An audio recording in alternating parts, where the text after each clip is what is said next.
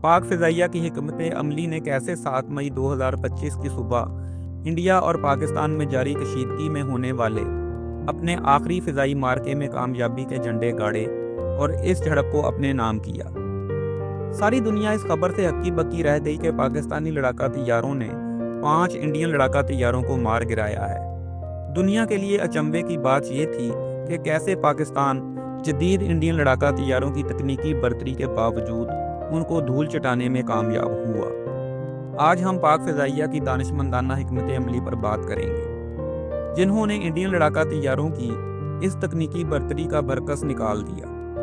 سب سے پہلے ہم انڈین ایئر فارمیشن پر بات کریں گے، جو Falcon command and control aircraft ALW2090 پر مشتمل تھی۔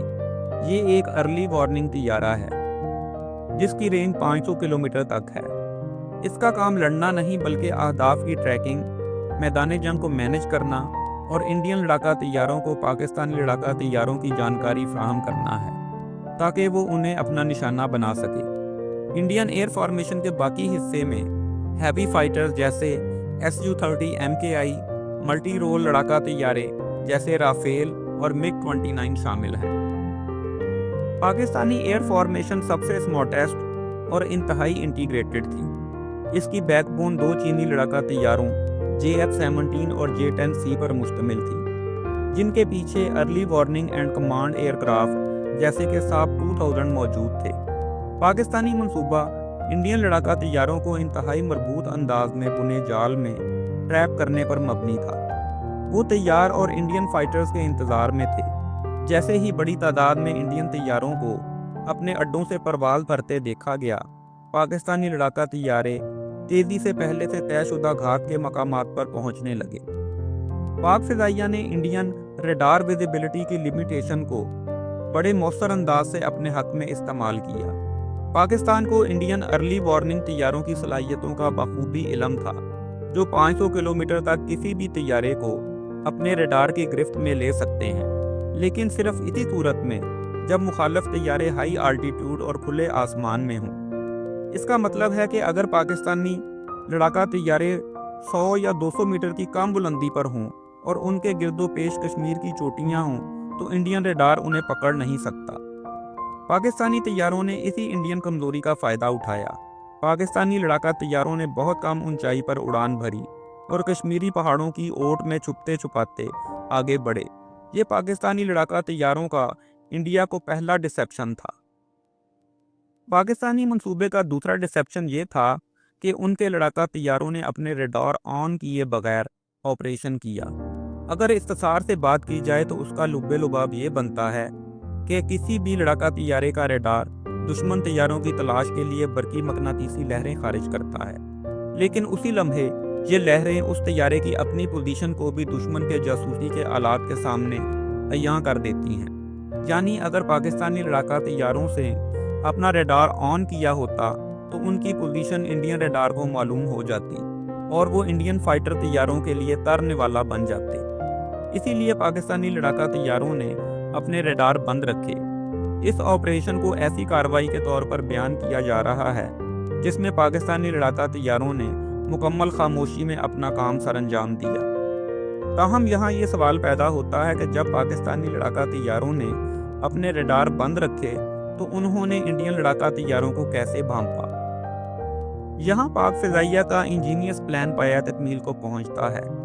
جنگ کے دوران پاکستانی ارلی وارننگ طیارے جو پاکستانی لڑاکا طیاروں کے پیچھے تھے، میدان جنگ کی طویل فاصلے سے نگرانی کر رہے تھے۔ ان کے ریڈار کی رینج پاورفل تھی جو گول دائرے میں 500 کلومیٹر تک پر محیط تھی، اور وہ انڈین لڑاکا طیاروں کی نقل و حرکت کو ٹریک کر رہے تھے۔ جیسے ہی انہوں نے انڈین اہداف کا پتہ لگایا، انہوں نے پاکستانی لڑاکا طیاروں کو ان اہداف کے بارے میں ریئل ٹائم ڈیٹا بھیجا۔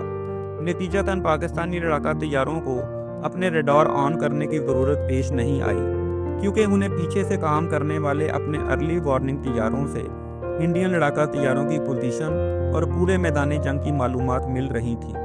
یہاں پاکستانی فائٹر طیاروں نے دشمن کے ہدف کو نشانہ بنانے میں بھی اہم کردار ادا کیا۔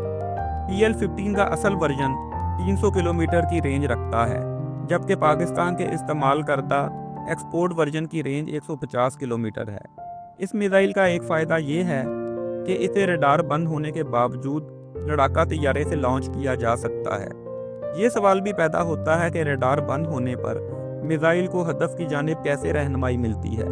तो इसका जवाब ये है कि अर्ली वार्निंग तैयारे इंडियन लड़ाका तैयारों की पोजीशन का डाटा पाकिस्तानी फाइटर तैयारों को मुंतकिल करते हैं, जो मिसाइल को लॉन्च से पहले दुश्मन के हदफ के नुकात को मिसाइल में महफूज करता है। लॉन्च के बाद मिसाइल अपने अंदरूनी नेविगेशन सिस्टम को बरूए कार लाते हुए हदफ की जानिब अपना रास्ता तय करता है।